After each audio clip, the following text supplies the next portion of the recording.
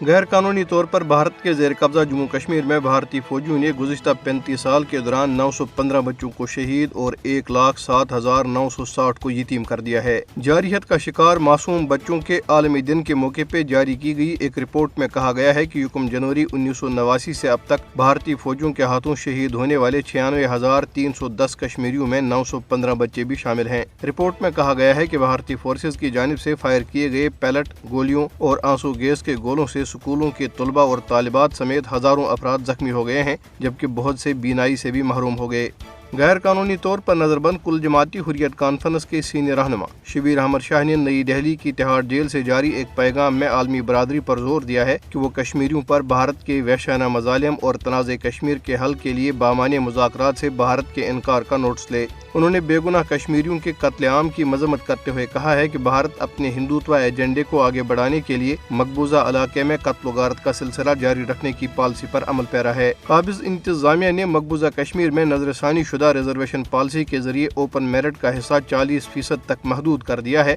جس سے شہری حقوق کے کارکنوں میں بحث چھڑ گئی ہے، جنہیں خدشہ ہے کہ اس سے میرٹوکریسی کو نقصان پہنچے گا اور فرقہ وارانہ اور نسلی تقسیم کو فروغ ملے گا، کیونکہ یہ اقدام اکثریتی مسلم آبادی کو دیوار کے ساتھ لگانے کی ایک کوشش ہے۔ شہری حقوق کے کارکنوں کا استدلال ہے کہ اگر یہ پالیسی اتنی ہی فائدہ مند ہے تو مودی حکومت اسے پہلے بھارت میں نافذ کیوں نہیں کرتی تاکہ مسلمانوں، دلتوں اور دیگر پسماندہ طبقات اور کمیونٹیز کو فائدہ پہنچے۔